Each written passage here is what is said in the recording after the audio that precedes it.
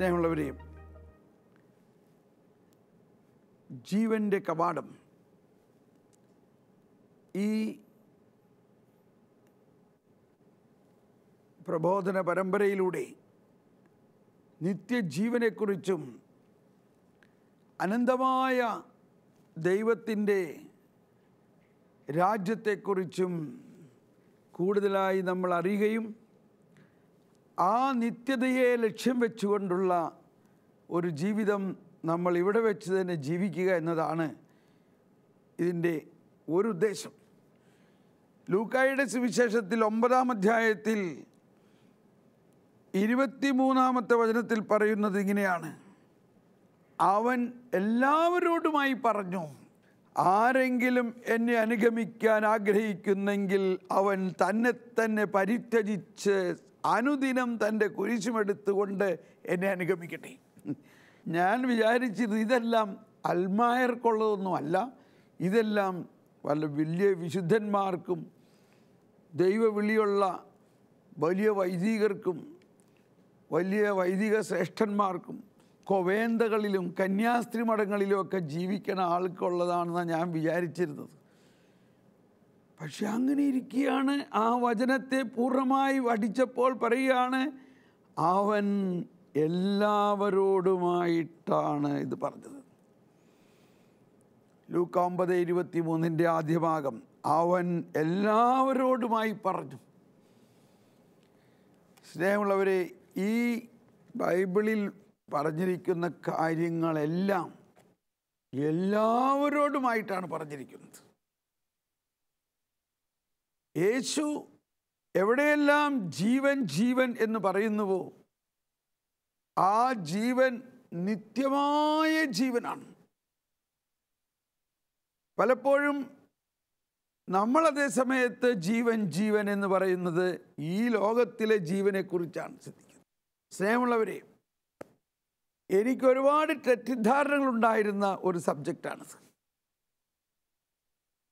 മാത്രമല്ല, ഇതാരോട് ചോദിച്ചാലും ആധികാരികമായിട്ട് അത്ര എളുപ്പം ഉത്തരങ്ങൾ കിട്ടാത്ത ഒരു സാഹചര്യങ്ങളും ഉണ്ടായിരുന്നു. എന്നാൽ ഇന്ന് നമുക്ക് സഭാപ്രബോധനങ്ങളിൽ ഇതെല്ലാം വളരെ കൃത്യമായി നമ്മുടെ മുൻപിൽ അവതരിക്കപ്പെട്ടിരിക്കുന്നു.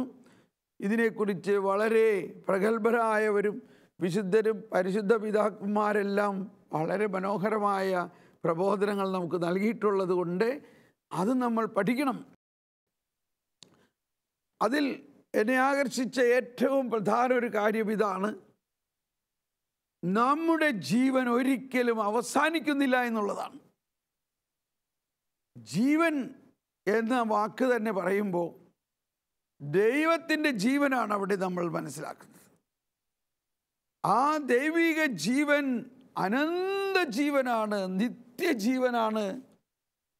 പലപ്പോഴും പല പാട്ടുകളും നമ്മൾ കേട്ടിട്ടുണ്ട്, പല വാക്കുകളും പറയുമ്പോഴെല്ലാം അതിൻ്റെ അർത്ഥവ്യാപ്തി പൂർണ്ണമായിട്ട് വരുന്നില്ല. ഉദാഹരണത്തിന് പറയുന്നു, ആദിയും അന്തവുമാണ്. ആദിയും അന്തവുമാണ്, ആൽഫായും ഒമേഗായുമാണ്. ഇതാ ഇവിടെ ഇതിൻ്റെ ബാക്ക്ഗ്രൗണ്ടിൽ തന്നെയുള്ള ആ ചിത്രത്തിൽ നമുക്ക് കാണാം ആൽഫായും ഒമേഗായുമാണെന്ന്. എന്നാൽ ഈ ആൽഫായും ഒമേഗായും എന്നാൽ എന്താ അർത്ഥം? അപ്പോൾ അത് ചിലർ പറയുന്നത് ആദിയും അന്ത്യവുമാണെന്നാണ്. ആദിയും അന്ത്യവും എന്നല്ല അതിൻ്റെ അർത്ഥം, ആദിയും അന്തവും എന്നാണ് അർത്ഥം. അപ്പോൾ ചിലർ പാട്ടുകൾ പാടുമ്പോൾ തന്നെ അന്ത്യം വരെ എന്ന് പറയും. അന്ത്യം വരെ യേശു രാജാവാണ്, അന്ത്യം വരെ. ആദിയും അന്ത്യവുമായ യേശുവേ. പക്ഷേ യേശുവിന് അന്ത്യമില്ല. യേശു അന്ത്യമില്ലാത്തവനാണ്, ദൈവം അന്ത്യമില്ലാത്തവനാണ്. അപ്പോൾ അന്ത്യം എന്ന ഒന്നില്ല. നിത്യത എന്നതാണ്. നിത്യത എന്നാൽ അത് അനന്തമാണത്. പിന്നെ എന്താണ് അന്ത്യവിധി, ലോകാവസാനം എന്നെല്ലാം പറഞ്ഞാൽ അതിനെയെല്ലാം അതിൻ്റെ ആഴമായ അർത്ഥത്തിൽ നമ്മൾ ഗ്രഹിക്കുമ്പോൾ മനസ്സിലാകുന്നത് ദൈവം രാജാതിരാജനായ യേശു വീണ്ടും വരും. ആ യേശുവിൻ്റെ വീണ്ടും വരവിലുള്ള വിശ്വാസം നമ്മുടെ വിശ്വാസ പ്രമാണത്തിൻ്റെ ഏറ്റവും പ്രധാന ഭാഗം ഇതാണ്. വിശ്വസിക്കാൻ ഏറ്റവും ബുദ്ധിമുട്ടുള്ള ഭാഗം ഇതാണ്. ഈശോ വീണ്ടും വരും, മരിച്ചവരെയും ജീവിച്ചിരിക്കുന്നവരെയും വിധിക്കാൻ വീണ്ടും വരും. അതോടൊപ്പം മറ്റൊരു ഭാഗം, ശരീരത്തിൻ്റെ ഉയർപ്പിലും നിത്യമായ ജീവിതത്തിലും ഞാൻ വിശ്വസിക്കുന്നു. കണ്ടോ, നിത്യമായ ജീവിതത്തിൽ. അപ്പോൾ ലോകാവസാനം എന്നാൽ ഒരവസാനമല്ല, ലോകമാണ് അവസാനിക്കുന്നത്. അവിടെ അന്ത്യവിധി ഉണ്ടാകുന്നു. ഈശോ വീണ്ടും വരുന്നു. ആ വീണ്ടും വരുമ്പോൾ ഇതാ നീതിമാന്മാർ, വിശ്വാസികളായിട്ടുള്ളവർ ദൈവത്തിൻ്റെ വലതുഭാഗത്തേക്ക് തിരഞ്ഞെടുക്കപ്പെടുന്ന കിരീടം ധരിപ്പിച്ചുകൊണ്ട് അവരെ ദൈവം തൻ്റെ പുതിയ ആകാശവും പുതിയ ഭൂമിയുമാകുന്ന ആ പുതിയ ഓർസ്ലേം നഗരിയിലേക്ക് നമ്മളെ ആനയിക്കുന്നു. പ്രീതി കലർന്ന യുഗാന്ത്യത്തിൽ സ്വർഗീയ ഓർസ്ലേം നഗരത്തിൽ മാലാഖമാരൊത്തു വലം ഭാഗം നമ്മൾ കേകുന്നു. അങ്ങനെയുള്ള ആ വലം ഭാഗത്തിൻ്റെ അടുത്ത സ്റ്റെപ്പ് എന്താണ്? അതാണ് പുതിയ ആകാശവും പുതിയ ഭൂമിയും. ഈ പുതിയ ആകാശവും പുതിയ ഭൂമിയുമാണ് യുഗാന്ത്യപരമായ, അതായത് ഒരു eschatological experience of Christian life. ആ എസ്കറ്റോളജിക്കൽ എക്സ്പീരിയൻസിനെ കുറിച്ചും ആ eschatological level of the kingdom of God, ആ യുഗാന്ത്യപരമായ ദൈവരാജ്യത്തിൻ്റെ അനുഭവത്തെക്കുറിച്ചും വളരെയധികം സൂചനകൾ, പ്രബോധനങ്ങൾ പഴയ നിയമഭാഗത്തും സുവിശേഷ ഭാഗത്തും ലേഖന ഭാഗങ്ങളിലെല്ലാം ഉണ്ട്. പ്രത്യേകിച്ച് വിശുദ്ധ കുർബാനയിൽ ഒരുപാട് സ്ഥലങ്ങളിൽ ഇത് പരാമർശിക്കുന്നുണ്ട്. ആ ലക്ഷ്യത്തോടെയാണ് നമ്മൾ ഇന്ന് ബലി അർപ്പിക്കുന്നത് തന്നെ. സർവാധിപനാം കർത്താവേ നിന്നെ വണങ്ങി നമിക്കുന്നു എന്ന് പാടുമ്പോഴെല്ലാം ഈ സർവാധിപനായ കർത്താവ് എന്ന് പറയുമ്പോൾ ഒരിക്കലും അവസാനിക്കാത്ത ഒരു ജീവിതമാണ്. അപ്പോൾ നമ്മുടെ ജീവിതത്തിൻ്റെ ആരംഭം തന്നെ ദൈവം നമുക്ക് നൽകിയിരിക്കുന്നത് അനന്തമായൊരു ജീവിതമാണെന്ന് നമ്മൾ ഇവിടെ വെച്ച് വിശ്വസിക്കുമ്പോഴാണ് നമ്മുടെ വിശ്വാസത്തിൻ്റെ ഒരു മെച്യൂർഡ്, ഒരു പക്വതയിലേക്ക് നമ്മൾ പ്രവേശിക്കുന്നത്. നമ്മുടെ ജീവിതം ഒരിക്കലും അവസാനിക്കുന്നില്ല. കാരണം ദൈവം നമ്മൾ ഓരോരുത്തരെയും ദൈവത്തിൻ്റെ ഛായയിലും സാദൃശ്യത്തിലുമാണ് സൃഷ്ടിച്ചിരിക്കുന്നത്. മാത്രമല്ല നമ്മൾ ഓരോരുത്തരും മാമോദീസായിലൂടെ, സ്ഥൈര്യലേപനത്തിലൂടെ, വിശുദ്ധ കുർബാനയിലൂടെ യേശുവിൻ്റെ ജീവിതവുമായിട്ട് ലയിച്ചു ചേർന്നിരിക്കുന്നതുകൊണ്ടും ആ ജീവിതം ഈ ലോകത്തിലെ ജീവിതത്തെ ലക്ഷ്യം വെച്ചിട്ടല്ല. കൊറിന്ത്യോസുകാർക്ക് ഇത് ലേഖനത്തിൽ 1 കൊറിന്ത്യോസ് 15-ാം അധ്യായത്തിൽ 19-ാമത്തെ വചനം പറയുകയാണ്, ഈ ജീവിതത്തിന് വേണ്ടി ക്രിസ്തുവിൽ പ്രത്യാശ വച്ചിട്ടുള്ളവരാണെങ്കിൽ നമ്മൾ എല്ലാ മനുഷ്യരെയും നിർഭാഗ്യവാന്മാരാണ്. ഇത് കേൾക്കാൻ അത്ര സുഖകരമായ കാര്യമല്ലെന്ന് എനിക്കറിയാം. പക്ഷെ ഇതാണ് സത്യം. ഈ ജീവിതത്തിന് വേണ്ടി മാത്രം ക്രിസ്തുവിൽ പ്രത്യാശ വച്ചിട്ടുള്ളവരാണെങ്കിൽ നമ്മളെല്ലാ മനുഷ്യരെയും നിർഭാഗ്യവാന്മാരാണ്. അപ്പോൾ എന്താണ് നമ്മളുടെ ഭാഗ്യം? നമുക്കുണ്ടായിരിക്കുന്ന ഭാഗ്യം ഇതാണ്, ഈ ജീവിതത്തിനപ്പുറത്ത് ഒരിക്കലും അവസാനിക്കാത്ത നിത്യമായൊരു ജീവിതമുണ്ട്, അന്ത്യമില്ലാത്തൊരു ജീവിതമുണ്ട്. ആദിയും ആൽഫായും ഒമേഗായും എന്ന് പറഞ്ഞാൽ, ഒമേഗ എന്ന് പറഞ്ഞാൽ without end, alpha and omega, the beginning and end without end എന്നാ പറയാൻ, എൻഡ് വിതൗട്ട് എൻഡ്. ആ ഒരു ആശയത്തെ നമ്മൾ ഹൃദയത്തിലൊന്ന് ആഴമായി പതിയട്ടെ. ദൈവത്തിന് അവസാനമില്ല, ദൈവരാജ്യത്തിന് അവസാനമില്ല. മാലാഖ വന്നിട്ട് മാലാഖ മറിയത്തിനോട് പറഞ്ഞ വാക്കുകൾ തന്നെ നമുക്കൊന്ന് നോക്കാം. മാലാഖ എന്താ മറിയത്തിനോട് പറഞ്ഞത്? ലൂക്ക 1-ാം അധ്യായത്തിൽ 32, അത്യുന്നതൻ്റെ പുത്രൻ എന്ന് വിളിക്കപ്പെടും, അവൻ്റെ പിതാവായ ദാവീദിൻ്റെ സിംഹാസനം ദൈവമായ കർത്താവ് അവന് കൊടുക്കും, യാക്കോബിൻ്റെ ഭവനത്തിന്മേൽ അവൻ എന്നേക്കും ഭരണം നടത്തും. കണ്ടോ, എന്നേക്കും ഭരണം നടത്തും, അവൻ്റെ രാജ്യത്തിന് അവസാനമുണ്ടാകുകയില്ല. അപ്പോൾ പിന്നെ എന്താണ് ഈ ലോകാവസാനം? അപ്പോൾ ലോകാവസാന സമയം എന്ന് പറയുന്നത് ഇപ്പോൾ നിങ്ങൾ പല പ്രാവശ്യം കേട്ട് കഴിഞ്ഞ് കാണും അത്. എങ്കിലും ഈ പ്രഘോഷണത്തിൻ്റെ ആമുഖത്തിന് വേണ്ടിയിട്ട് അത് വീണ്ടും ഒന്ന് പറയേണ്ടി വരികയാണ്. ലോകാവസാനത്തിന് ശേഷം യേശുവിൻ്റെ വീണ്ടും വരവിനോടൊപ്പം എല്ലാവരും ഉയർത്തെഴുന്നേൽക്കുന്നു. മരിച്ചവരെല്ലാവരും ഉയർത്തെഴുന്നേൽക്കും. മരിച്ചവരെല്ലാവരും ഉയർത്തെഴുന്നേൽത്തു കഴിയുമ്പോൾ നീതിമാന്മാരെല്ലാം ദൈവത്തിൻ്റെ വലതുഭാഗത്ത് അണിനിരക്കുന്നു. അന്ത്യവിധിക്ക് മുൻപായി എല്ലാ മരിച്ചവരുടെയും നീതിമാന്മാരുടെയും നീതിരഹിതരുടെയും ഉത്ഥാനമുണ്ടാകും.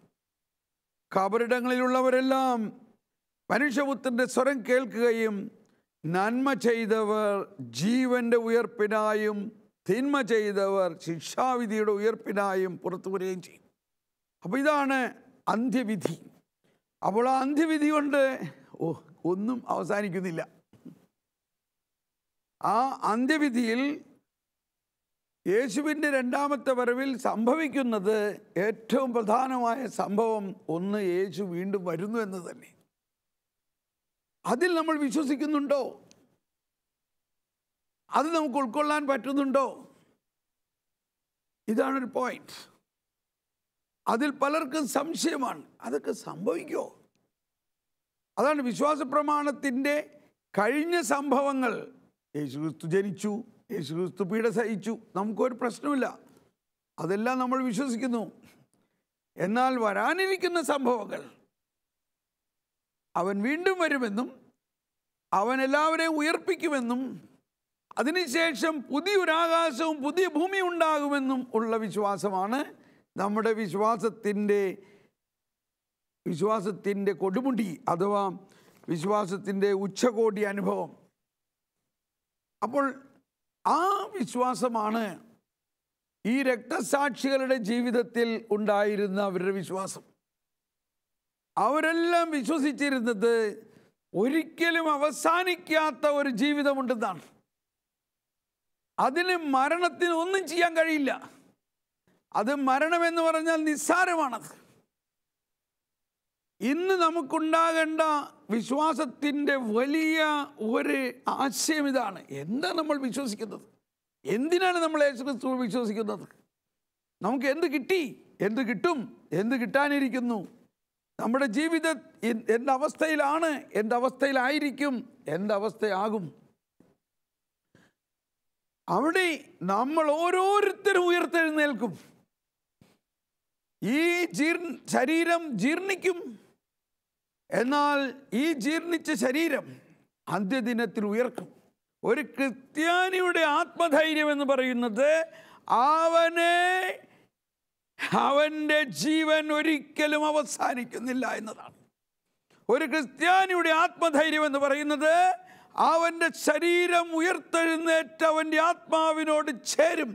അവൻ്റെ ഈ നശ്വരമായ ശരീരം ആത്യന്തികമായി അനശ്വരമായ ശരീരമായി തീരും എന്നത് ഇവിടെ ജീവിക്കുമ്പോൾ നമ്മൾ വിശ്വസിക്കുന്നതിലാണ് നമ്മുടെ ആത്മധൈര്യം. Praise the Lord. അതുകൊണ്ടാണ് നമ്മുടെ വിശുദ്ധ കുർബാനയിലെല്ലാം ആദ്യമേ തന്നെ ഇതാണ് പറയുന്നത്, മർത്യനു നിത്യമഹോന്നതമാം ഉത്ഥാനം നീ അരുളുന്നു. കണ്ടോ, മർത്യനു നിത്യമഹോന്നതമാം ഉത്ഥാനം നീ അരുളുന്നു, അക്ഷയമവനുടെ ആത്മാവിൻ ഉത്തമരക്ഷയുമേകുന്നു. അതിനുശേഷമുള്ള പ്രാർത്ഥനയാണ്, കർത്താവേ അങ്ങ് സത്യമായി ഞങ്ങളുടെ ശരീരങ്ങളെ ഉയർപ്പിക്കുന്നവരും ആത്മാക്കളെ രക്ഷിക്കുന്നവരും ജീവനെ നിത്യം പരിപാലിക്കുന്നവരുമാകുന്നു. ഉണ്ടോ? അപ്പോൾ ഇവിടെ ജീവൻ്റെ നിത്യത എന്ന് പറയുന്നത് ഈ അന്ത്യവിധി കഴിഞ്ഞതിന് ശേഷം ജീവൻ അവസാനിക്കുന്നില്ല. ഈ അന്ത്യവിധിക്ക് ശേഷം പുതിയ ആകാശവും പുതിയ ഭൂമിയും ഉണ്ടാകുന്നു. 1042 കാറ്റഗിസത്തിൽ ഇത് ഏഷ്യ പ്രവചനങ്ങളിലുള്ളതാണ്, വെളിപാടിൻ്റെ പുസ്തകങ്ങളിലുള്ളതാണ്, മറ്റ് പല സ്ഥലങ്ങളിലും ഈശോ പ്രതിപാദിച്ചിട്ടുള്ളതാണ്. സമയത്തിൻ്റെ പരിസമാപ്തിയിൽ ദൈവരാജ്യം അതിൻ്റെ പൂർണ്ണതയിലെത്തും. സാർവത്രിക വിധിക്ക് ശേഷം നീതിമാന്മാർ ശരീരത്തിലും ആത്മാവിലും മഹത്വീകൃതരായി ക്രിസ്തുവിനോടുകൂടെ എന്നേക്കും ഭരിക്കും. പ്രപഞ്ചം മുഴുവൻ നവീകരിക്കപ്പെടുകയും ചെയ്യും. മനുഷ്യവംശത്തോടൊപ്പം മനുഷ്യനോട് ഗാഢമായി ബന്ധപ്പെട്ടിരിക്കുന്ന അവനിലൂടെ സ്വന്തം ഭാഗധേയം പ്രാപിക്കുന്നതുമായ പ്രപഞ്ചം തന്നെയും ക്രിസ്തുവിൽ പരിപൂർണമായി പുനഃസ്ഥാപിക്കപ്പെടുന്ന സമയം വരുമ്പോൾ സഭ സ്വർഗീയ മഹത്വത്തിൽ പൂർണ്ണത നേടും. മനുഷ്യവംശത്തെയും ലോകത്തെയും രൂപാന്തരപ്പെടുത്തുന്ന നിഗൂഢാത്മകമായ ഈ നവീകരണത്തെ വിശുദ്ധ ഗ്രന്ഥം പുതിയ ആകാശം പുതിയ ഭൂമിയും എന്ന് വിളിക്കുന്നു. സ്നേഹമുള്ളവരെ, ഇതാണ് സകല വിശുദ്ധന്മാരും അവരുടെ പ്രബോധനങ്ങളിൽ പല സ്ഥലത്ത് പറഞ്ഞിരിക്കുന്നത്. വിശുദ്ധ തോമസ് അക്വീനാസും വിശുദ്ധ അഗസ്റ്റിൻ്റെ എല്ലാം പ്രബോധനങ്ങളും അവർക്ക് കിട്ടിയിരിക്കുന്ന വെളിപാടുകളിലും പ്രധാനമായ കാര്യം സെയിൻറ്റ് അഗസ്റ്റിൻ്റെ വളരെ പ്രസിദ്ധമായ പുസ്തകമാണ്, അല്ലെങ്കിൽ പുസ്തക പരമ്പരയാണ് city of God. City of God. So city of God and city of world. അപ്പം നമ്മുടെ ജീവിതത്തിൽ ഇന്നുള്ള ഏറ്റവും വെല്ലുവിളി ഇതാണ്: നമ്മൾ എങ്ങോട്ട് പോകുന്നു? നമ്മുടെ വിശ്വാസത്തിൻ്റെ തീർത്ഥാടനത്തിൽ നമ്മൾ എവിടേക്കാണ് ലക്ഷ്യം വെച്ചിരിക്കുന്നത്? ആ ലക്ഷ്യമാണ് ഈ ജീവൻ്റെ കവാടം.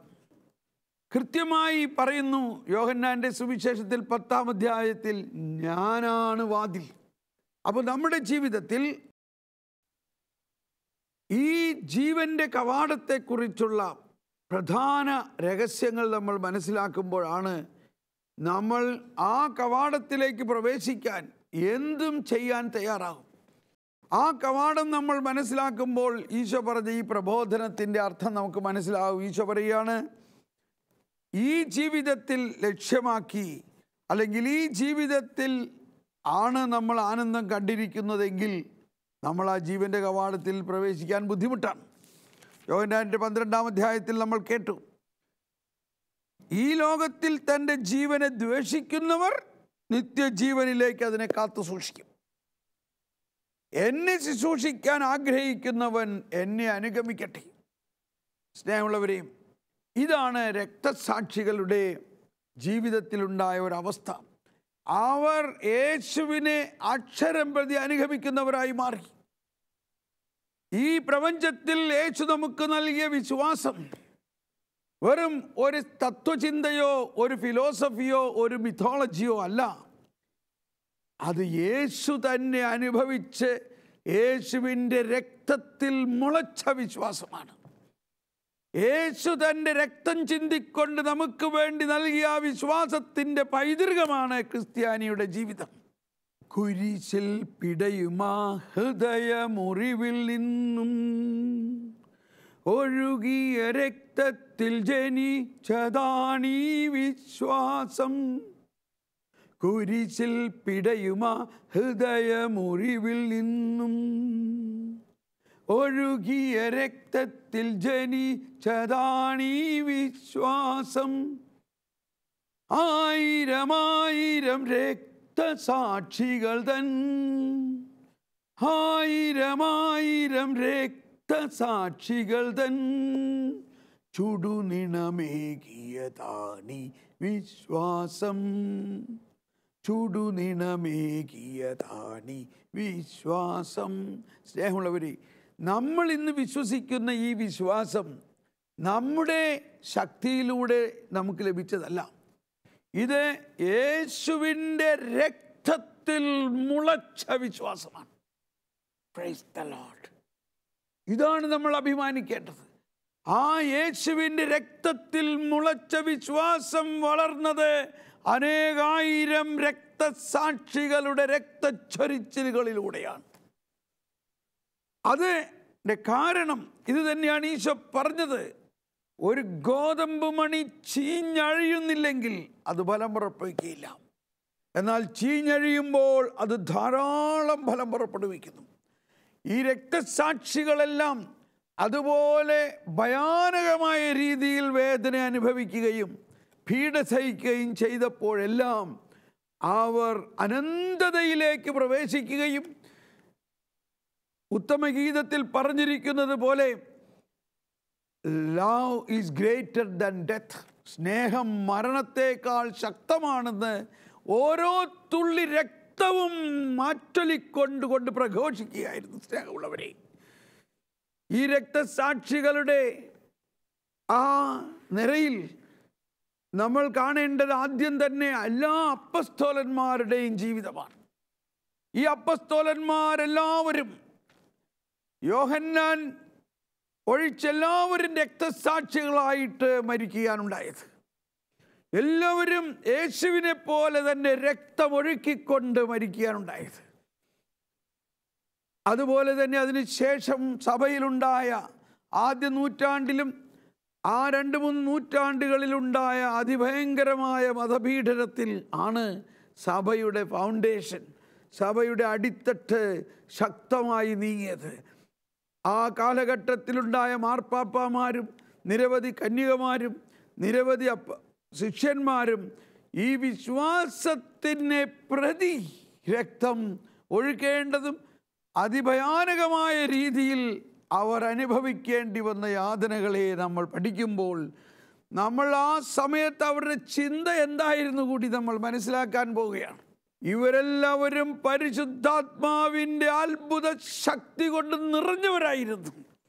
ആ പരിശുദ്ധാത്മാവിൻ്റെ ശക്തി കൊണ്ട് നിറയുകയും കർത്താവ് ഈശോ മിശിഹായുടെ ശരീരവും രക്തവും ഭക്ഷിക്കുകയും പാനം ചെയ്യുകയും ചെയ്തതിലൂടെ അവരോരോരുത്തരും ആ യേശുവിൻ്റെ രക്തവും മാംസവും പോലെയായി മാറുകയാണ് ചെയ്തത്. ഉദാഹരണത്തിന് മർക്കോസിനെ അലക്സാണ്ട്രിയയിലെ തെരുവുകളിൽ കുതിരയുടെ വാലിൽ കെട്ടിക്കൊണ്ട് അലക്സാണ്ട്രിയയുടെ തെരുവിൽ മുഴുവനും കുതിരയെ ഓടിച്ച് 2 ദിവസം മുഴുവനും ഈ മർക്കോസിൻ്റെ ശരീരം കുതിരവാലിൽ കെട്ടിക്കൊണ്ട് അലക്സാണ്ട്രിയയിലെ തെരുവുകളിൽ ചോരയിട്ടിട്ട് വീണ് മാംസകഷ്ണങ്ങൾ ചിതറി അവിടെ വിതറിയപ്പോൾ എന്തായിരുന്നിരിക്കാം മർക്കോസിൻ്റെ ഉള്ളിലുണ്ടായിരുന്നത്? ആ ഓരോ രക്തത്തുള്ളികളും വീഴുന്ന സ്ഥലത്തെല്ലാം ക്രിസ്തുവിന് 1000 ആത്മാക്കൾ നേടുന്നതിനും വിശ്വാസത്തിൻ്റെ അത്ഭുതകരമായ ശക്തിവിശേഷം ഉണ്ടാകുന്നതിനും സ്നേഹം മരണത്തേക്കാൾ ശ്രേഷ്ഠമാകുന്നുവെന്നും മർക്കോസ് മരിക്കുകയല്ല, മർക്കോസ് നിത്യതയിലേക്ക് പ്രവേശിക്കുകയാണ്. നിത്യജീവനാണ് മർക്കോസിന് അപ്പോൾ തന്നെ ഉള്ളത്. അവരെന്ത് വേണമെങ്കിലും ചെയ്തോട്ടെ, ഈ ശരീരം ഈ അലക്സാണ്ട്രിയയിലെ തെരുവുകളിൽ ചിതറി വീഴുന്ന ഈ ശരീരം, ഈ അലക്സാണ്ട്രിയയിലെ തെരുവിൽ ഒഴുകുന്ന ഈ രക്തം അന്ത്യദിനത്തിൽ ഉയർത്തെഴുന്നേറ്റുന്ന ശരീരമായി മാറുമെന്ന് മർക്കോസിന് നല്ല വിശ്വാസം ഉണ്ടായിരുന്നു. സ്നേഹമുള്ളവരെ, നമ്മൾ ഈ എപ്പിസോഡ് പരമ്പരകളിലേക്ക് വരുന്നതിനെ നമുക്കൊരിക്കൽ കൂടി പ്രാർത്ഥിച്ചൊരുങ്ങാം. ഓ യേശുവേ, അനുഗ്രഹിക്കണമേ. ഓ പരിശുദ്ധാത്മാവേ, ഞങ്ങളിൽ നിറയണമേ. കുരിശിൽ പിടയുമ ഹൃദയമുറിവിൽ നിന്നും, കുരിശിൽ പിടയുമ ഹൃദയമുറിവിൽ നിന്നും ഒഴുകിയ രക്തത്തിൽ ജനിച്ചതാണീ വിശ്വാസം. 1000 രക്തസാക്ഷികൾ തൻ ചുടുനിണമേകിയതാണീ വിശ്വാസം.